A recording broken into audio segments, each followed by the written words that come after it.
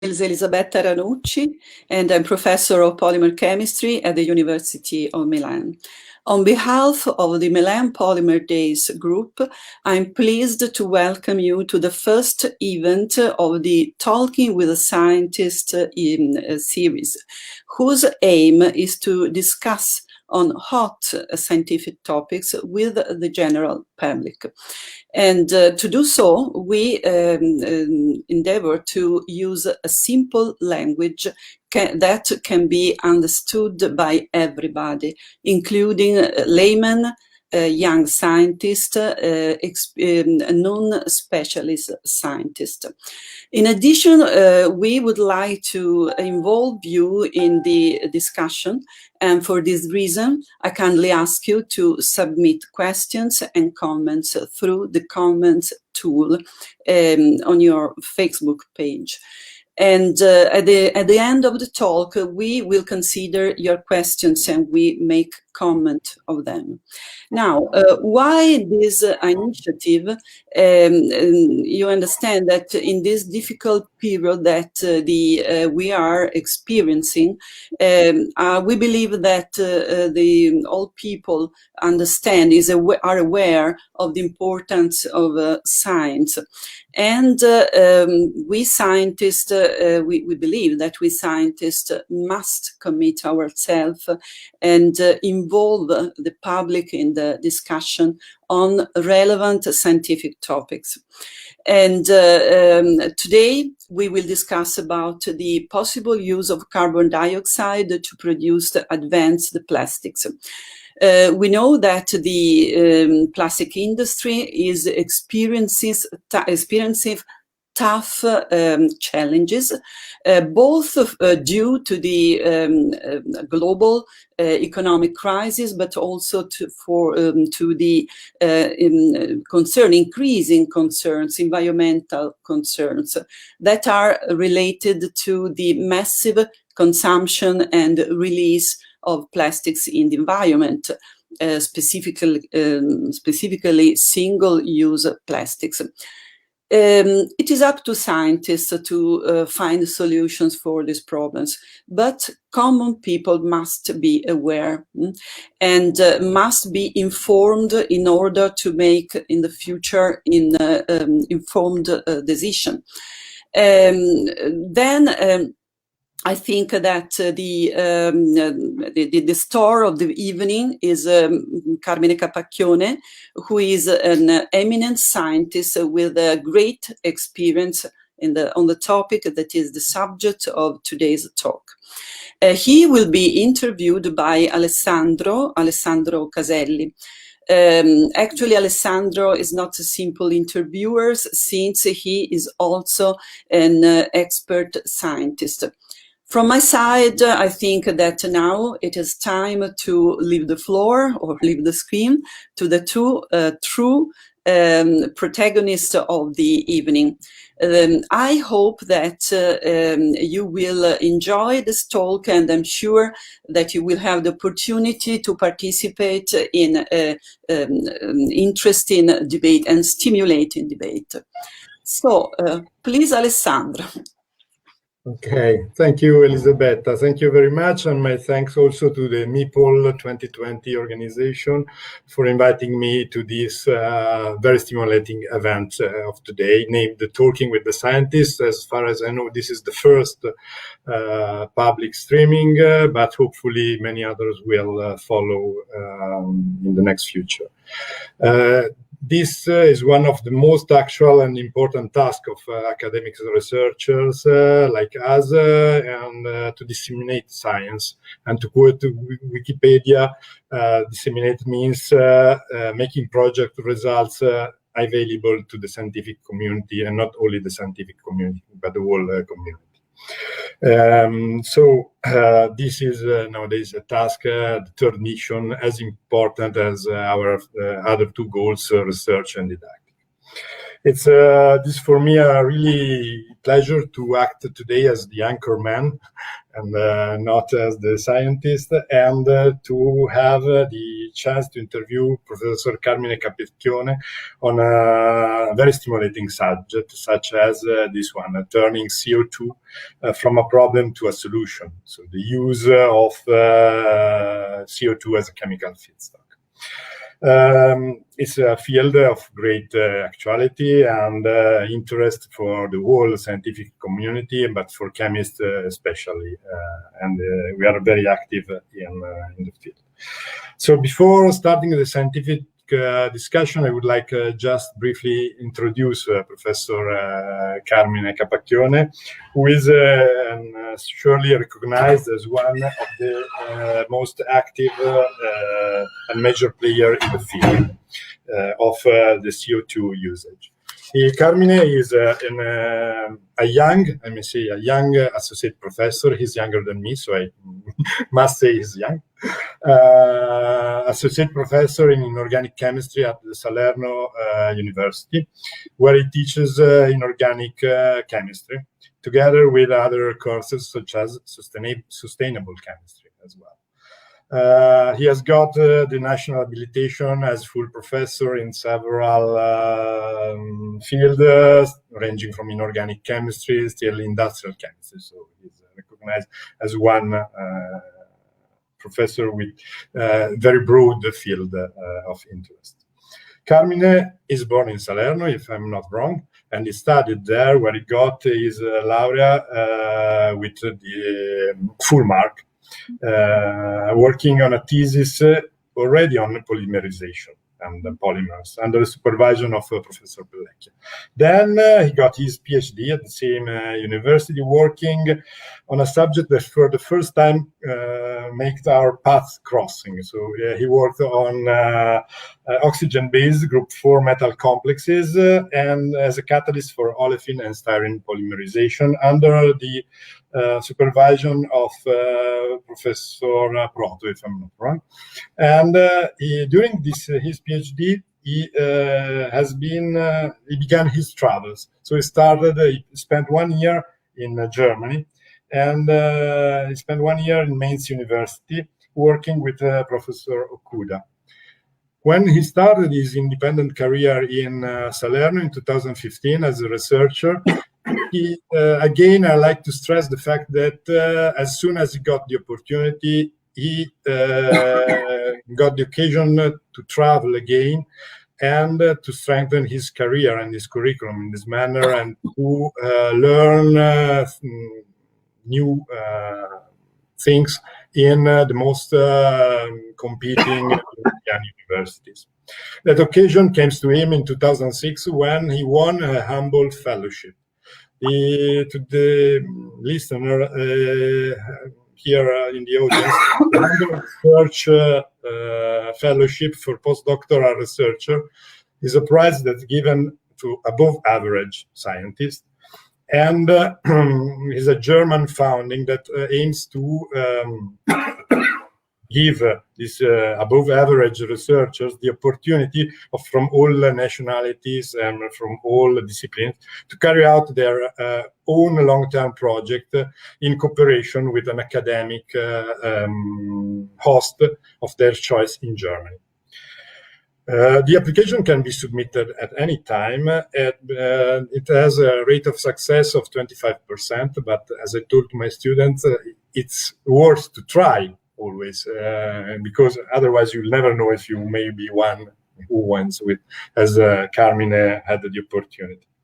And so with this fellowship, he could spend 1 year in Heidelberg in the group of Professor Lutz Gade, who, I guess at the time he became more acquainted with the chemistry of copper transitional metals such as copper and zinc. So before he worked more with early transition metals, and there he came working with other metals.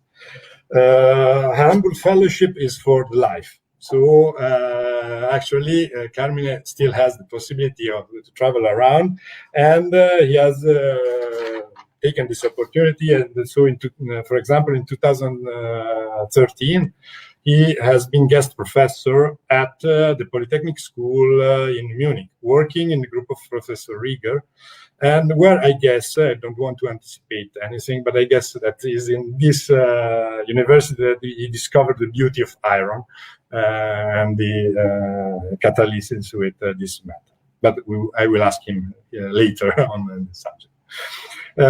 He spent also again a few months in 2018 in Heidelberg with again Professor Gade.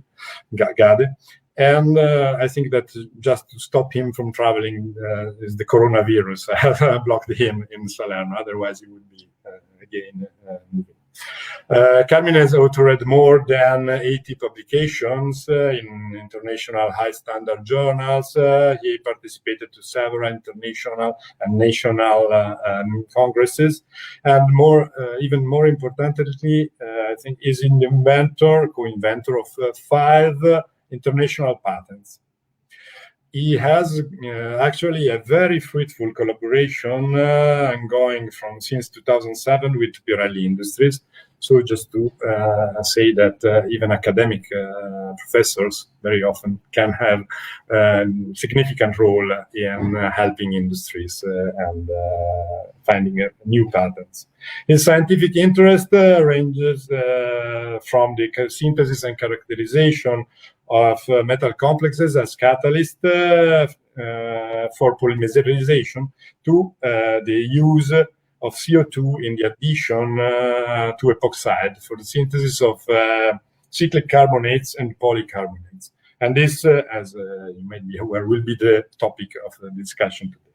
So, Carmine, this is the occasion to drive to you my first question, which is if you can contextualize for us in a simplified manner, obviously, how we can contribute as chemists, as a scientist, to solve the problem of CO2 in the life cycle.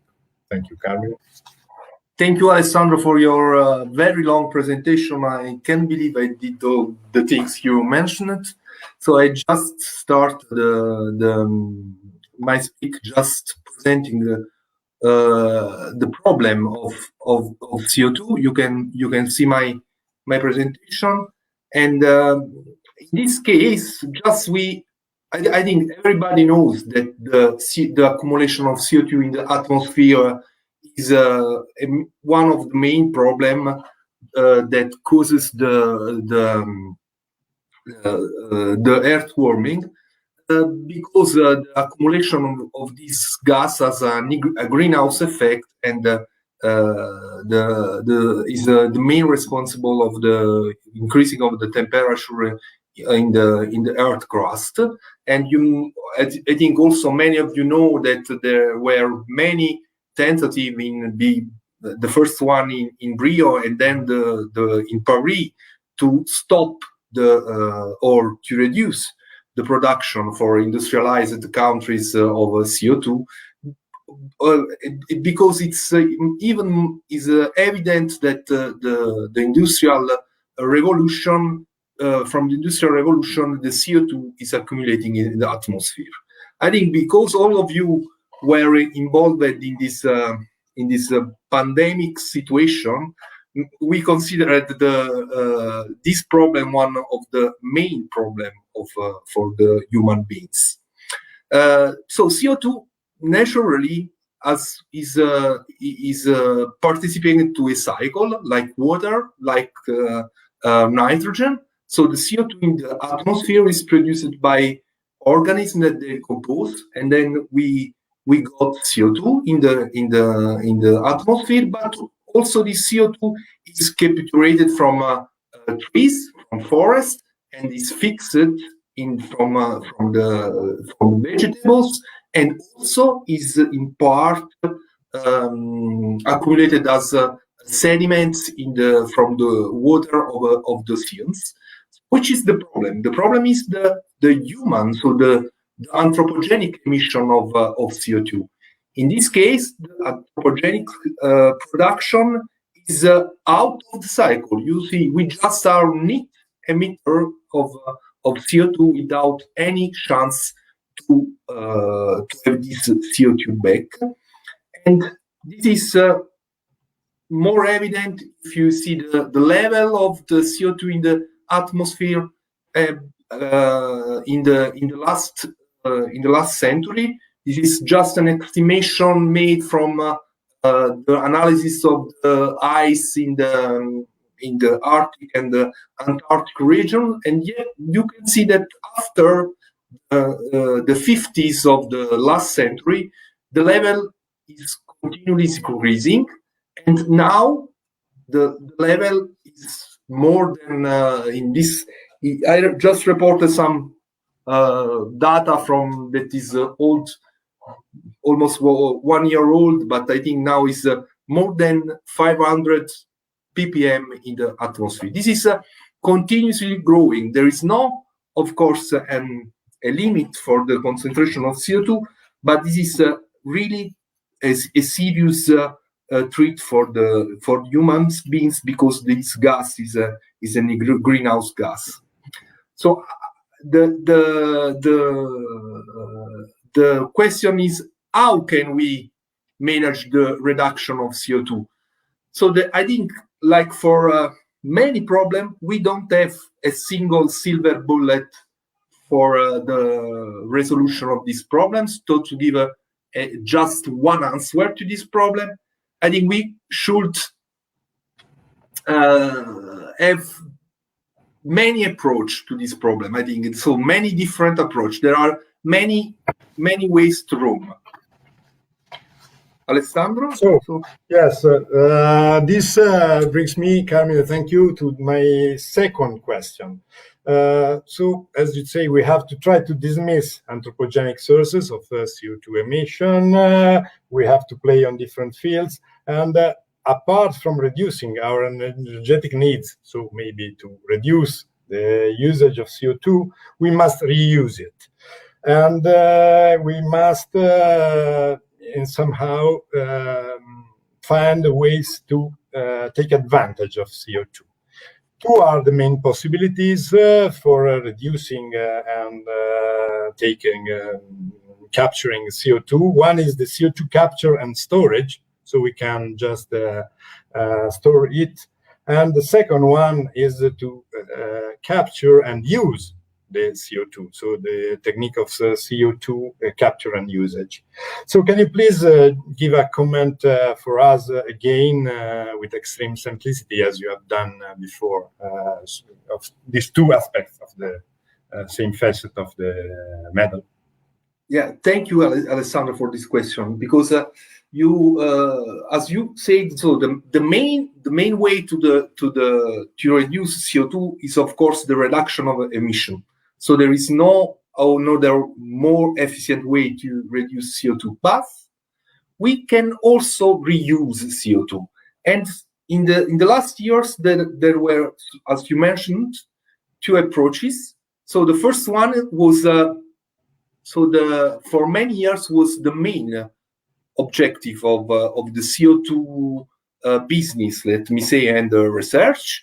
That was the CCS, the so-called CCS, carbon dioxide capture and storage, and how the people think it works, how it can be schematized very simple way. So you have the production of CO2, for example, in power station or in other kind of industry.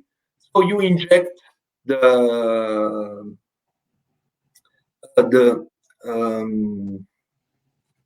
just one moment. You just inject this CO2 directly in pipeline that are CO2 pipeline, and then you can put this CO2 in some geological deposits like coal beds, dismissed coal beds, saline aquifers, or some salt caverns, depleted oil reservoir. So the first goal of use of the CO2 in this way was the fracking. So putting the CO2 in the depleted reservoir of oil, you can recover oil again, so was the so-called non-conventional oil. This is actually the most efficient use of CO2, also to enhance the oil recovery. But it's, as you can see, this is not the way to use CO2. You just put CO2 to have more oil and burn again oil and producing more oil. And the problem of this approach is also that there are some geological problems. So you can only use this approach in a very in an area where there are no earthquakes, because the site should be monitored continuously, and this is also expensive, for example. And also another problem is the construction of the pipe. So the main business, let me say, of this approach is the construction of the pipe of CO2. It requires very long time to be implemented, because the infrastructure are really have a big impact on the cost of the CCS.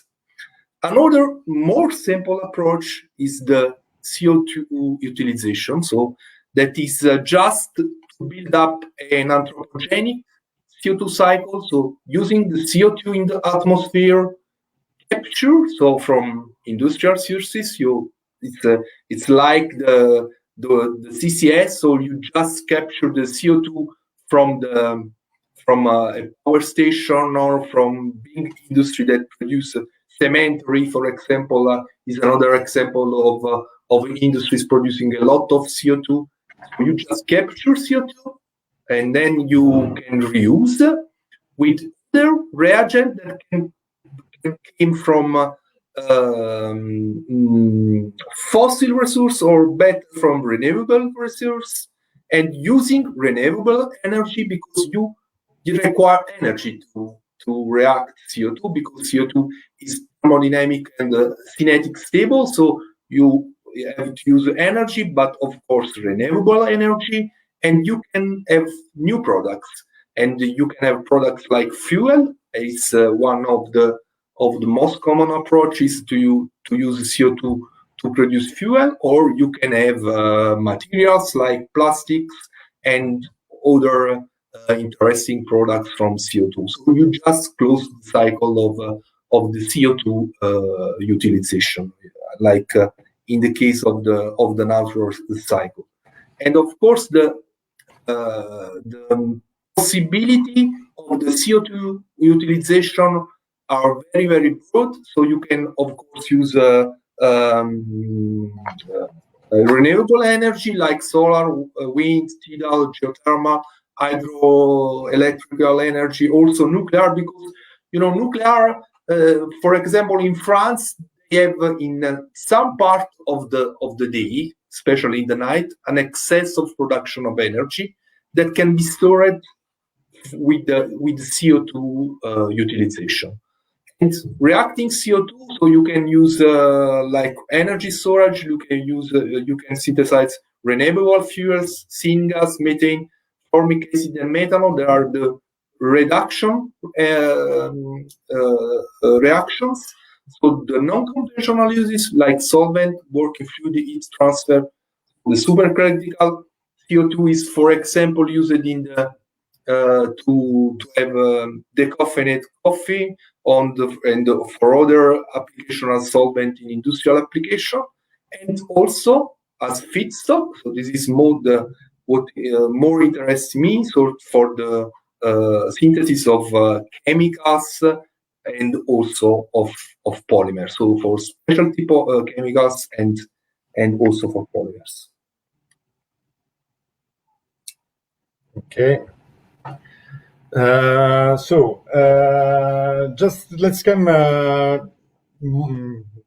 We are more interested now in your own research, Carmine. So you have been one of the first scientists, as far as I know, to introduce the use of iron as a metal catalyst for the CO2 capture and usage and the synthesis of cyclic carbonates and of polycarbonates.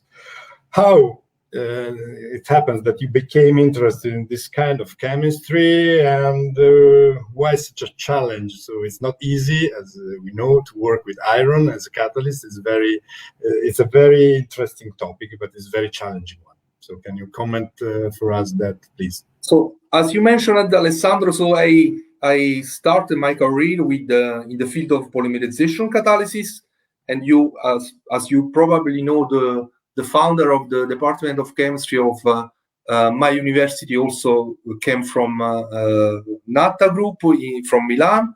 Adolfo Zambelli, who is now entitled the department. My department at my university was still active when I was student, Professor Zambelli. And so my background is in the field of polymerization of olefins. At certain times of my career, so this field is still very interesting, and this is still an interesting field for industry.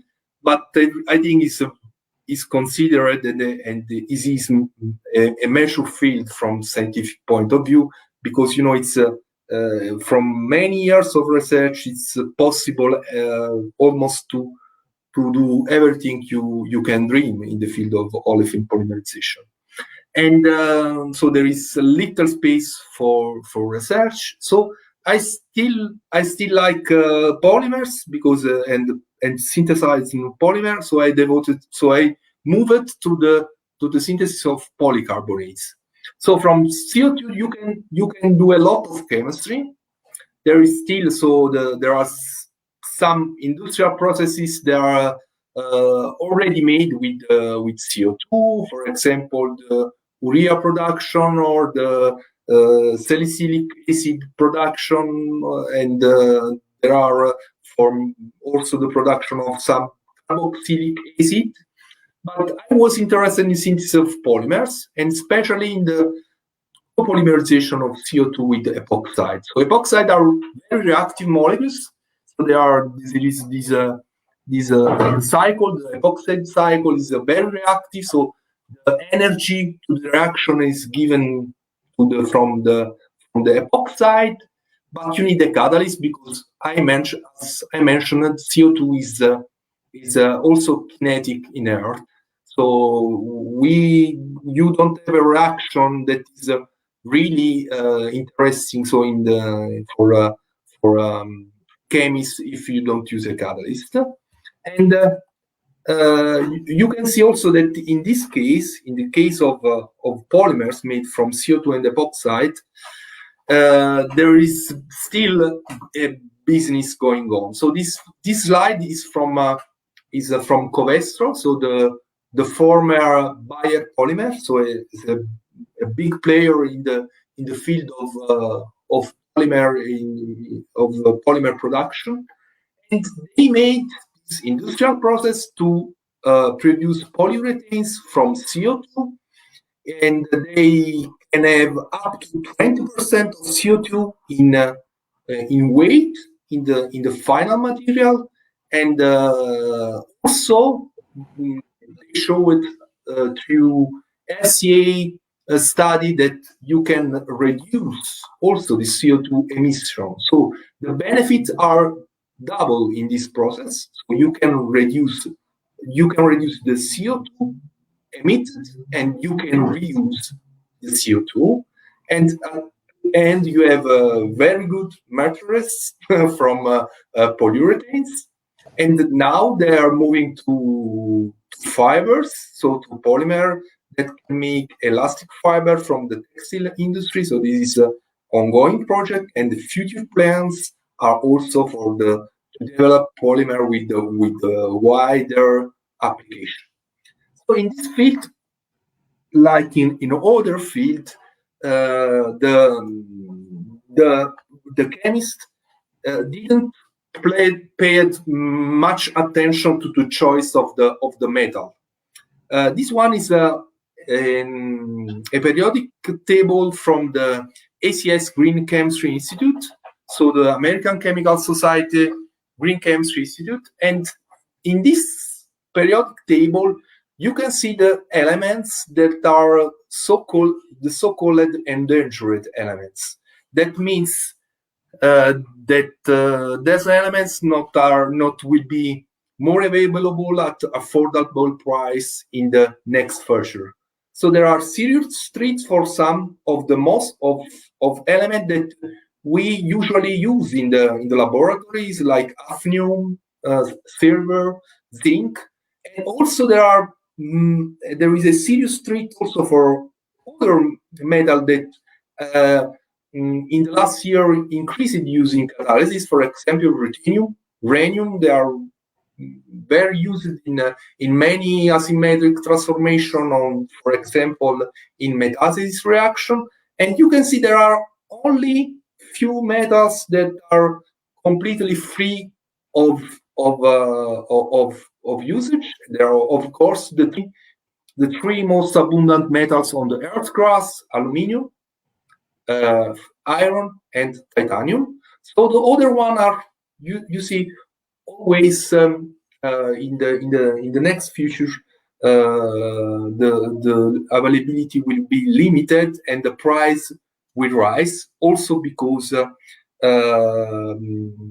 I think geopolitical issues. So because it's not only less abundant, but the problem is also that there are some of these metals that are coming only from one country. I think many of you knows the problem of the lanthanide and actinide are coming mainly from China, and this is also, of course, a problem for the price of this element. So in the last year, there is a growing interest in use of earth crust abundant metals, and I was interested in the use of iron. Iron is not. I agree with you, Alessandro. It's not easy to use for an organic chemistry. It's paramagnetic. Is quite often give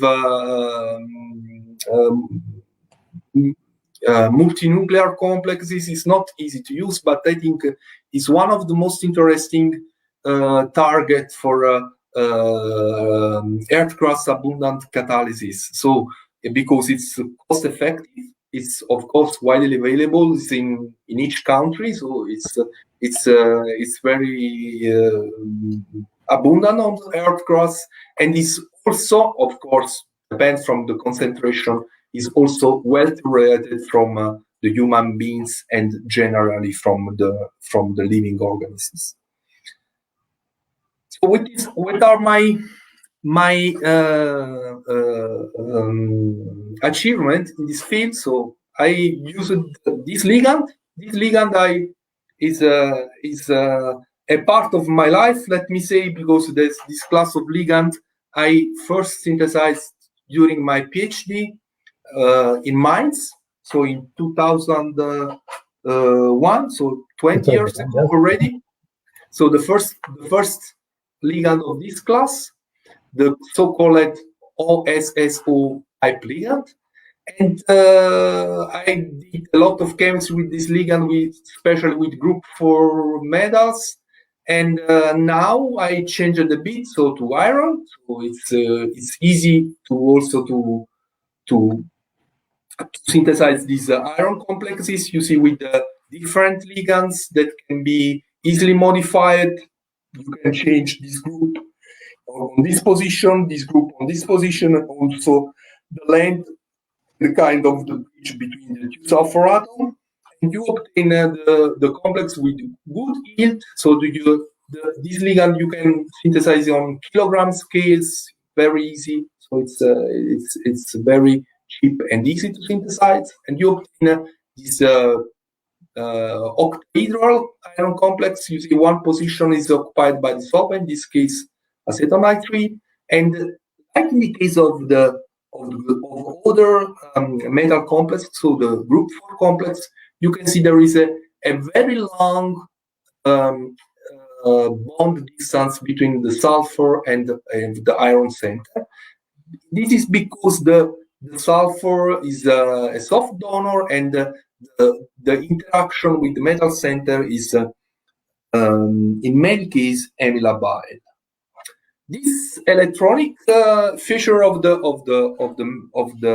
ligand give some particular property to the complexes, and I started to study the behavior with the propylene oxide and the other terminal oxide, and you can see that what is really impressive in this case is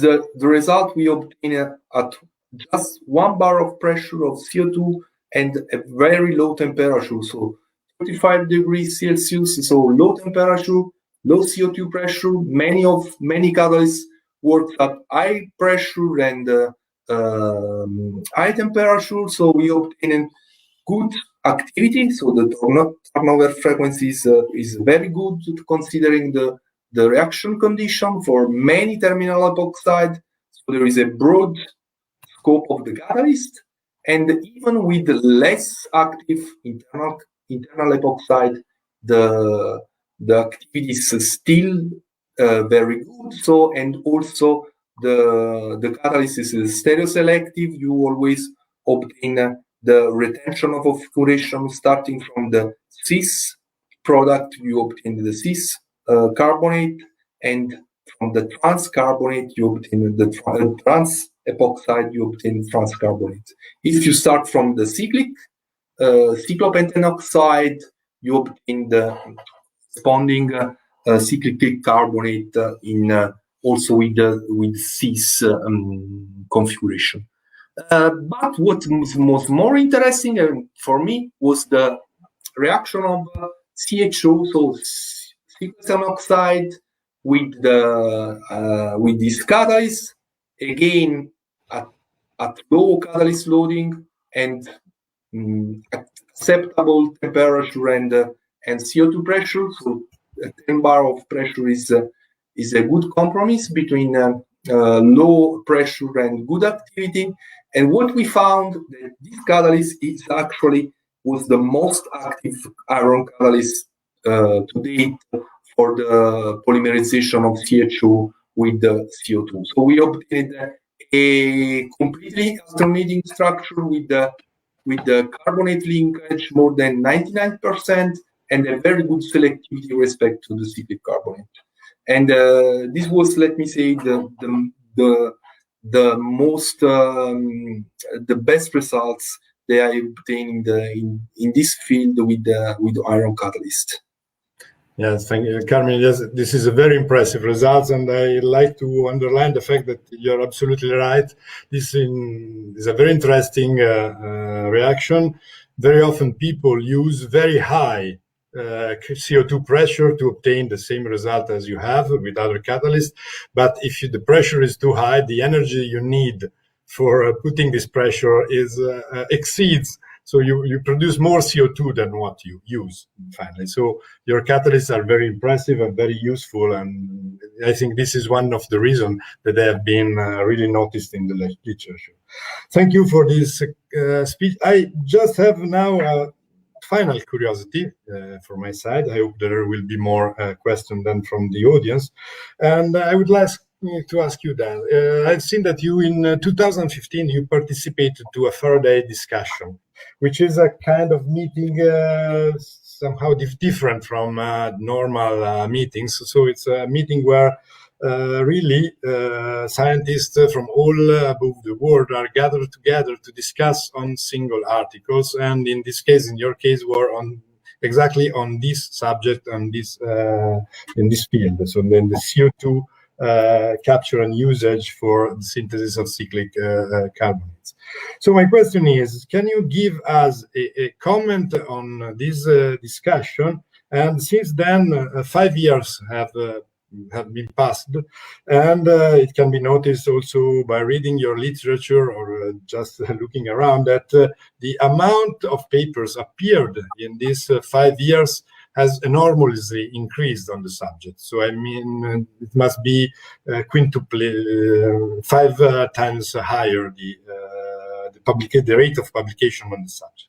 So my question is, how was the discussion then, and what do you think? Where are we now, 5 years later, on this subject? There are some commercial really use of this technology. Thank you, Carmine. Thank you, Alessandro, for this last question. So let me say that now, looking back to this Faraday discussion, it seems that some geological era passed from, because the pandemic situation now. So it as maybe somebody know, the Faraday discussion is a very old discussion of the Royal Society of Chemistry, and as the name say, is mainly devoted to discussion rather than the presentation of the results. So you just give a short presentation. Everybody has already the papers published in the and can read before the meeting, and the discussion is very long. So you just give 5 minutes of presentation and 1 hour of discussion. So it's a very long tradition of the Royal Society of Chemistry. So the Faraday Society was at the beginning the society of the physical chemistry, and then was in the Royal Society of Chemistry, and it was a very nice experience. There were in Sheffield. So in 2015, many of the main player of the CO2 chemistry in Europe, and let me say in the world, was a really nice experience. And also I just tell you maybe a nice story in the social dinner. So there is a tradition also in this Faraday discussion to drink the port wine at the end of the dinner from a cup, and everybody should pass the cup to the people they are near on the table, so they drink from the same cup after cleaning the cup. I think it's just I think this tradition will be abandoned, I think, after the COVID-19 this year. Something will change even in the further discussion. And the last question, so if there is an industrial interest in such chemistry, I think there is, but we are still far from to have some catalyst that is active, like for example, cobalt or chromium catalyst. They are more active than iron. I think there is still space to develop new catalyst and use the catalyst to do more sustainable polycarbonates. I showed just some example using traditional epoxide, but also there is a lot of space to use epoxide from renewable resources. For example, one important target is to use for example, limonene oxide or some other oxide coming from renewable resources. Okay, Carmine, thank you very much. I see that we have a question even from the audience, from Dario, who is a really brilliant chemist. I know him. And his question is, how does the purity of CO2, is a very interesting question, how does the purity of CO2 has an impact on the realization of a process that could operate in a real scenario? So the catalyst poisoning by CO2, which is contains other gases molecules present in CO2. So thank you for this. This is a very good question, and there are studies about that. I think one of the main scientists in the field is Charlotte Williams from Oxford. For example, it depends from the catalyst. So the problem is the poisoning of the catalyst, and she showed there are some catalysts she developed. There are that you can use directly the CO2 from the power station. So she captured the CO2 from the power station and used it with air catalyst, and it works. So the impurity in the CO2 are I think it depends from the catalyst. Are a problem with some catalysts, with the other catalysts are not a problem.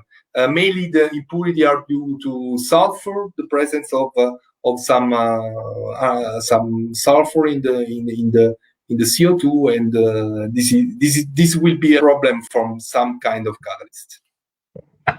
Oh, okay, thank you. I think that maybe Elisabetta may join us. I don't know if she has other questions or curiosity. I'm waiting for comments also from other in the audience. Okay. This question, for Okay. example. Yes, thank you. Thank you. Of course, I think that the public will agree when I say that this talk is very interesting.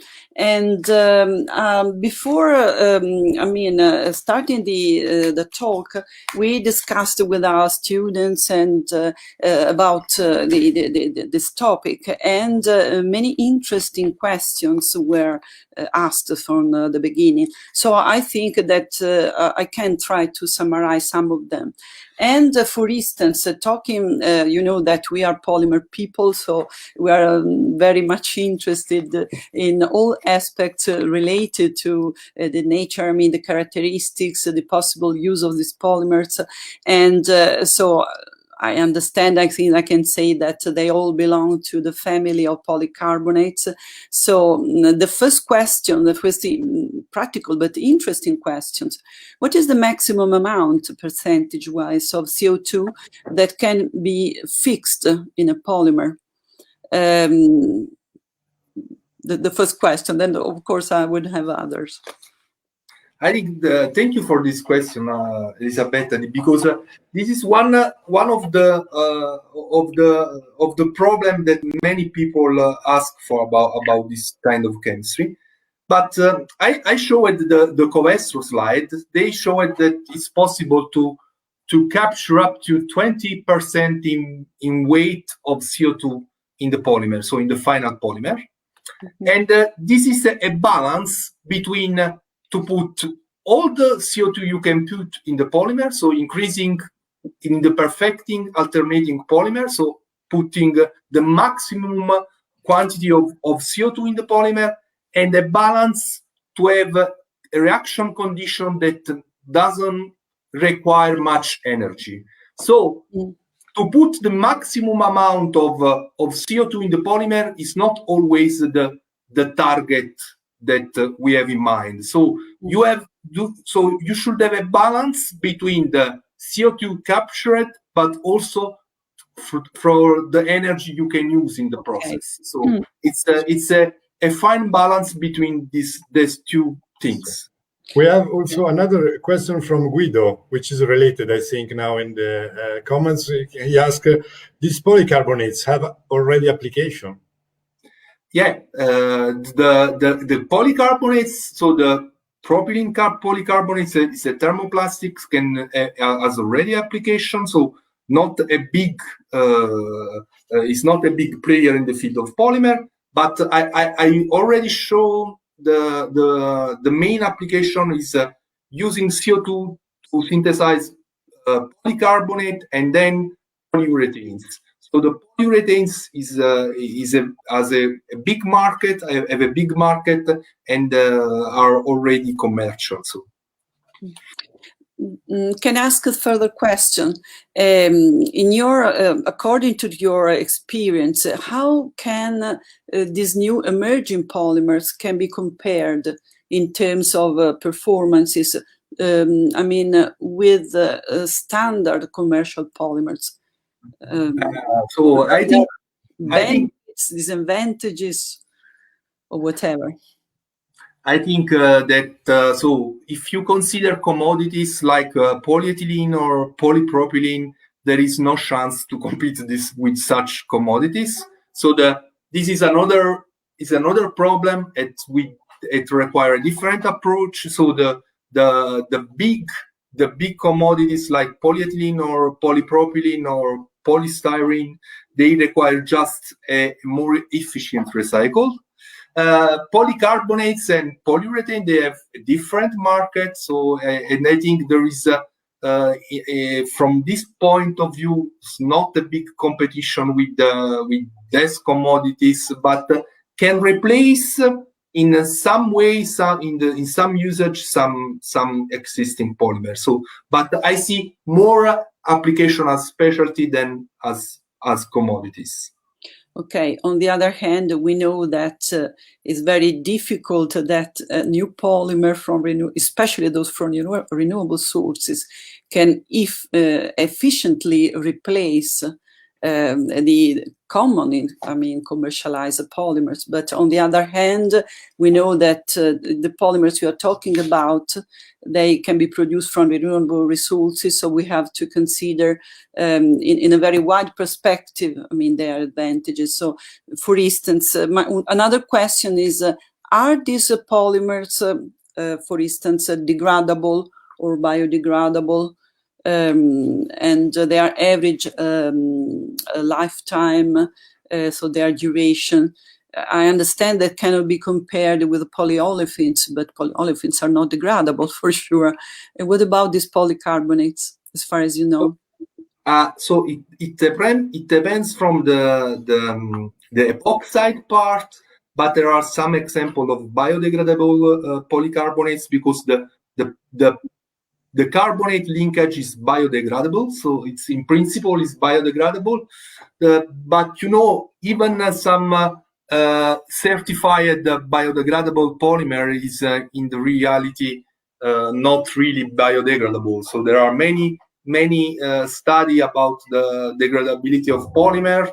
I think I more believe in compostable polymer than just in biodegradable polymer. So I think if you use polymer, you can not throw the polymer in the environment, even if it's a biodegradable, because there are many studies that show that even biodegradable polymers, so in the environment, not in a compost, require 80 years to be degraded. So I think the biodegradability of polymer is a nice thing, but it's not the silver bullet for the use of polymer. And these polycarbonates are compostable. So they definitely, in this respect, are much better than polyalpha olefins. Let's see if I have other questions. Yes, commercial plastics. Yes, I understand that much must be done in order to make the production of these polymers cost effective.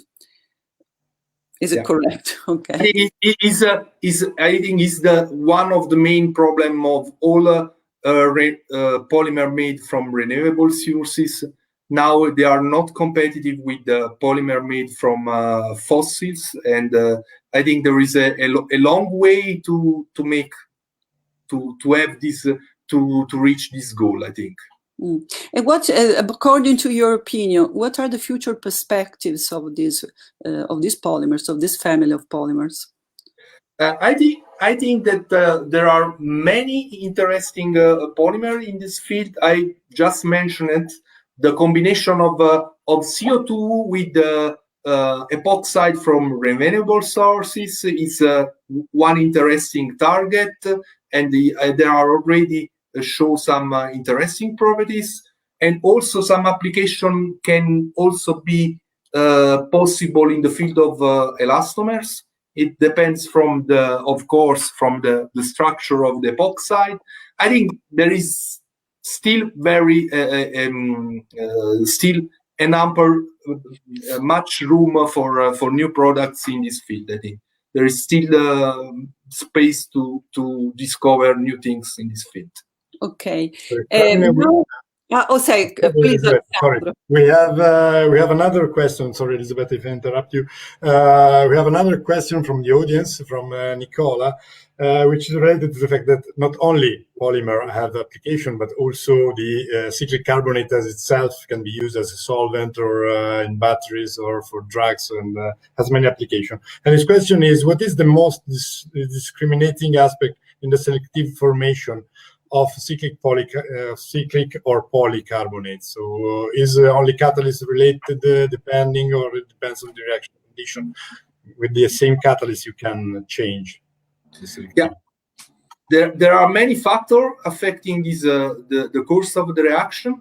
So you should think that the cyclic product is the thermodynamic product. So if you usually use high temperature, so you have the cyclic product, so the cyclic carbonate, and if you use low temperature, generally you have the polymer.